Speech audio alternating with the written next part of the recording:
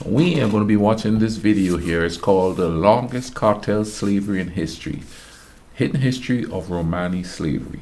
Now, this was sent to me by my buddy in Romania, and his handle, I guess, I don't know if it's his real name or not, but I can't pronounce it, so I'm going to spell it out: SOMNGREU. Thank you for sending this to me, so let's go ahead in here and see what this is all about. Welcome to Mr. Giant React and Ting and Ting and Ting. Let's go ahead and YouTube and simmer and see what this here is all about. Who you may know as the most hated group in all of Europe. Endless stories of persecution, discrimination, and oppression. However, most of these stories still remain hidden to this day. For example, did you know that Romani people underwent the longest period of human chattel enslavement in the world? And I'm not just talking about the standard slavery that happened throughout history. I'm talking about chattel slavery, a system you may be familiar with when talking about the African diaspora in the Americas and the transatlantic slave trade. My name is Florian, and today I'm going to be telling you about the hidden history of 500 years of Romani slavery. Now, as you may know by now, Romani people are originally from India. And around the 11th century, our people left India due to either war or persecution in search of a better life. We migrated through the Middle East up until the Byzantine Empire. And around the 14th century, Romani people first entered Europe.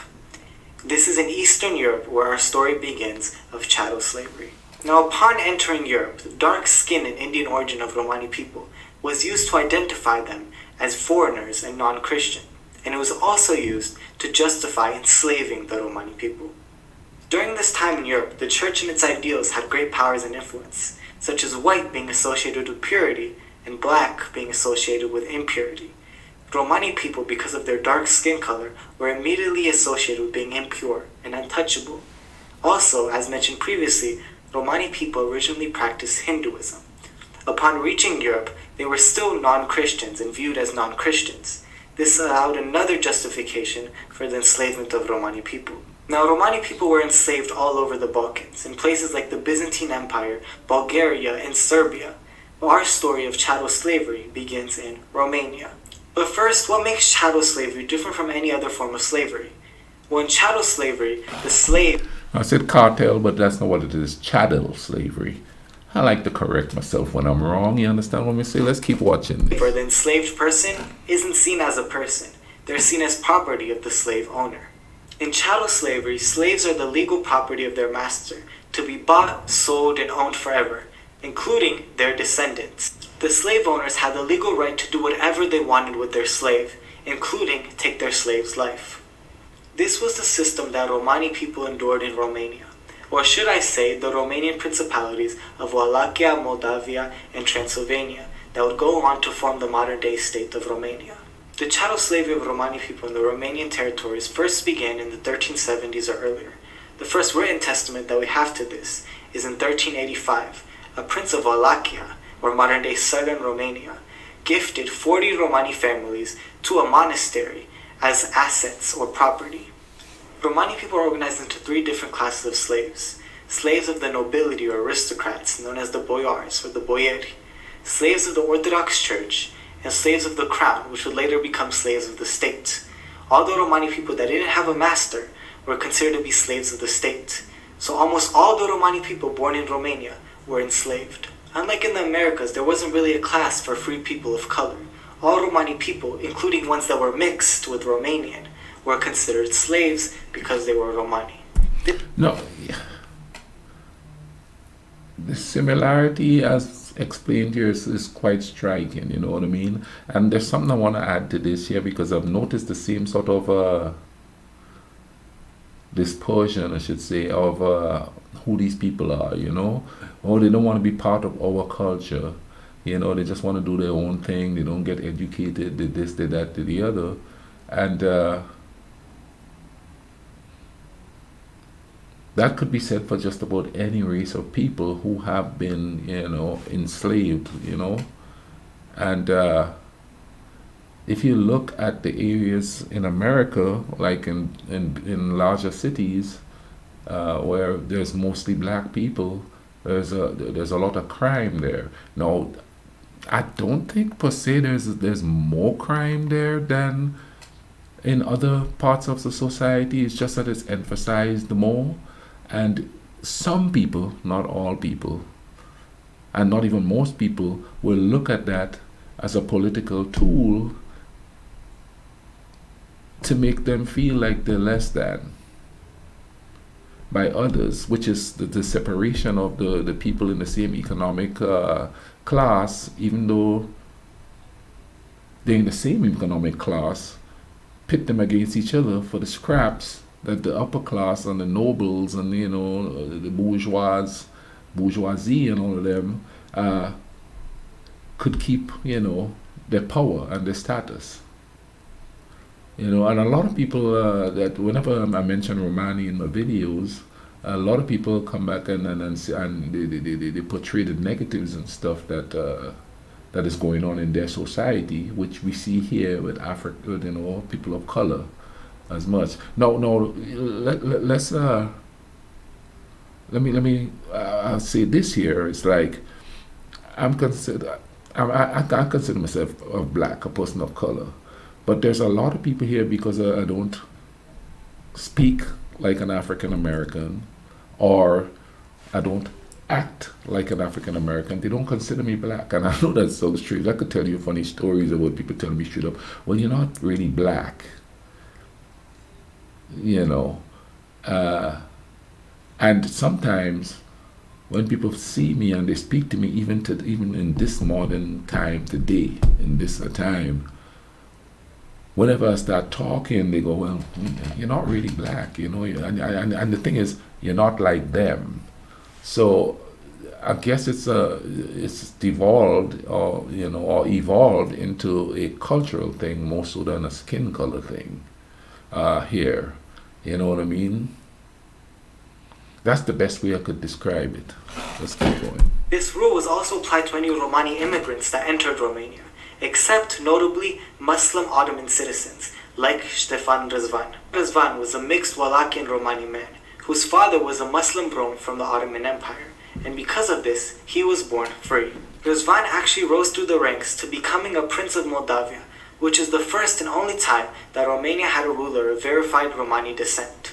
Now, unfortunately, he was only ruler for a very short time, and he did little to nothing to help the situation of Roma in Romania. Most of the sources that we have about the situation of Romani people in Romania before the Abolition movement actually came from foreign travelers. According to one French traveler, their squires are their absolute masters, they are being Romani people. They sell or kill them like cattle. Their children are born slaves with no distinction of sex, aka chattel slavery. And even though this type of slavery was popular in the European American colonies, on the European continent itself, this was truly a slavery like no other. In fact, due to the actions of the Catholic Church in the 1500s, most of the European continent itself abandoned its classes of slavery. In fact, according to Professor Constantin Bălăceanu Stolnici, Romania in the 16th, 17th, and 18th centuries was perhaps the only European country to have a distinct class of slaves. During that time period, the word Țigan literally meant slave. It took on that meaning. And because of that meaning, many Roma to this day, including myself, do not like that word being used for us and consider it a racial slur. And the enslaved Roma during this time period underwent incredibly cruel treatment. For example, they were forced to wear iron collars with spikes on the inside that would prevent the wearer from lying down or relaxing. And because the slaves were considered the legal property of the slave owners, so they could do whatever they wanted with them, some slave owners took pleasure in torturing their slaves. For example, a common Romanian expression that is still used to this day, te-ai necat ca țiganul la mal, you drowned like the gypsy on the shore, comes from a game that slave owners would play with their slaves. The slave owners would tie Romani slaves up in chains and tell them that if they were able to cross the lake and go to the shore, they would have their freedom. So the Romani slaves swam with all their powers until they were up to the shore and they saw their freedom ahead. But right then, they tugged the chains back and prevented them from getting to the shore, leaving them to drown. That was entertainment for the slave owners. Another notable example of this was the infamous Romanian ruler Vlad Țepeș, Vlad the Impaler, commonly known for inspiring the character Dracula. Vlad the Impaler had tens of thousands of Romani slaves working for him, and he also enjoyed torturing them. There are reports of him inviting Romani slaves after hard days of labor to a feast in his castle, where he would get them drunk, and after he got them drunk, he would set them on fire. That was entertainment for him. Now, Vlad the Impaler is often considered a national hero in Romania because he helped save it from Ottoman invasion. However, did you know that most of his armies were actually comprised of Romani slaves? The Romani people never received credit for this labor, and all other labor, such as the many monasteries that they built for free, all around Romania, and the gold they mined, and all of the work that they did for free. Now, there is actually a separation between Romani slaves that worked outside in the fields, and Romani slaves that worked in the house. House slaves, often known as the băiași, were forbidden from speaking the Romani language at risk of having their tongues cut off. And because of this, many of these groups of băiași to this day, such as the Rudar, Lingurar, and so on, still do not speak the Romani language. They also tend to be lighter skinned and more mixed looking, because the Romanian slave masters would impose themselves on Romani women in the house. This is backed by the accounts of foreign travelers who would report seeing Romani people with blonde hair and light-skinned, and said that the Romani people in the house, after years of slavery and their slave masters imposing themselves on them, that they were almost impossible to distinguish from the Romanians. However, even being so mixed, the Romanian law said that if their mother was a slave, if they were born to a Romani slave, that they themselves would be born into slavery, and that the slave owners had power of life and death over them. This is kind of similar to the one-drop rule in America. And there was also a whole slave trade in Romania, where Romani people would be publicly auctioned off for the price of animals, such as the price of a horse or the price of 2 buffalo, and so on. Now, You know, I'll tell you a story where he so called the one drop rule in America. My ex was Caucasian, and this is just a recent story here, and well, not so recent because my son is like 33 years old now. But I remember they were doing a census thing as we were walking in this grocery store, and there was an older gentleman sitting there doing the census thing. You know what I mean? So my ex-wife went and she filled it out and stuff like that, and she put my son down not as black, but as mixed. And the old man looked at the paper and says, "Oh, no, no, no, no, no, he's black." So he scratches off what she put in there and put black. So needless to say, my ex-wife, who had a little temper to her, took the paper and just tore it up and threw it at the guy and walked away. So, you know, the one drop rule that he's alluding to there is quite real here, you know what I mean? However, it doesn't seem to be such a big deal anymore. You know what I mean? Because it's starting to boil down to the family you grew up with, within that culture. Because a lot of mixed kids here are like getting educated, and you know, a perfect example of that is Colin Kaepernick. You know what I mean? He identified with blacks more than he does being of a mixed race or is white, which is really odd because he was raised by a white family. So could that be that his how should I put it? Him not being accepted into the community he's in as just one of them, but treat him like he's black, is the reason why he turned out to be thinking the way he's thinking. You know, how the law treated him. You know, and there's a Netflix series or story on him that would give more insight to what I'm saying here. You know what I mean? But then again, as far as my son is concerned, he himself had his own little issues, you know what I mean? Because he ended up going to high school where it was predominantly white. And something happened, and I ain't gonna get into details. And a lot of people say, "Well, what did you expect? Look at his father."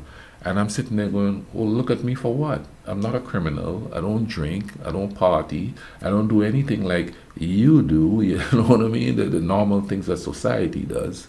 You know, the normal things that society says that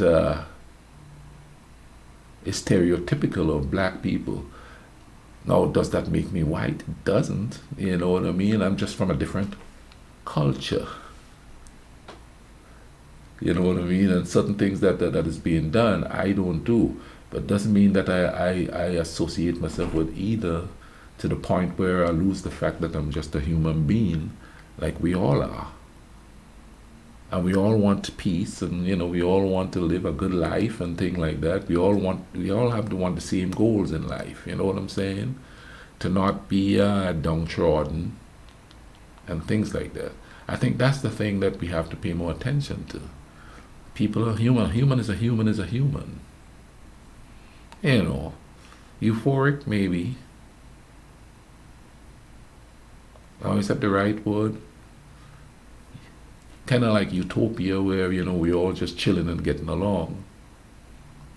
But like I said, there's no such thing as utopia, because there's natural things we have to fight against that we don't have control over. We have control over this. We have control over how we think of others, how we treat each other, the respect that we give to each other. You know what I'm saying?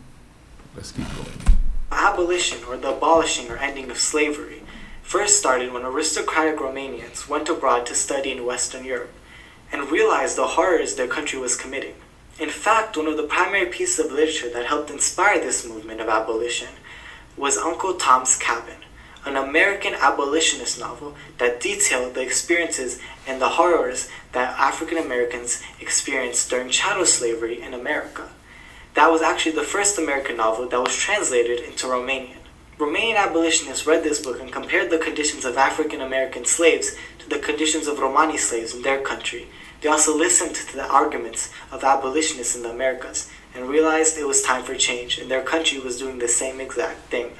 One of the prominent Romanian abolitionists, Mihail Cogălnicianu, remembered in his childhood when he saw Romani slaves with their hands and their feet chained, with iron bands around their heads, starved, burned, forced to stay naked in the snow, and so on. The first principality to fully abolish slavery was Transylvania in 1783. It would take the other two principalities almost another 100 years for them to abolish slavery completely. Now in 1843, Wallachia passed an emancipation law that gave freedom to Romani slaves of the state. Now as you remember, there were also privately owned slaves and slaves of the church. During this time, enslaved Roma of the boyars, or the nobles, tried to use all legal means possible to gain freedom. A notable example of this was Ioana Rudarasa, who was born a Romani slave of the state. During that time, she was illegally and forcefully married off to a Romani slave of a boyar, of the Broiloiu family. This was illegal, as slaves of different classes were not allowed to mix. So Ioana tried to go to the courts to prove that she was born a slave of her state, and that her and her children were to be free. The Broiloiu boyars, however, fiercely contested this, trying to force her to remain their slave. This process lasted about 10 years, as Ioana tried to prove that she was in fact born a slave of the state. She tried to get acquaintances that she had from her childhood. However, because they were also enslaved Roma and not counted as human, their testimonies didn't matter. Ultimately, however, after going to the Supreme Court of Wallachia, the highest court in all of the land, after 10 years of fighting, she finally got freedom for her and her kids. Slavery was finally abolished in the year 1855 in Moldavia and 1856 in Wallachia. In Wallachia, 7% of their population, or 250,000 Romani people, became free in 1856. That leaves a history of over 500 years of Romani chattel slavery, of which not a single reparation has been given. And Romania still refuses to acknowledge its wrongdoings, or even give a formal apology. This history is also purposefully hidden by Romania.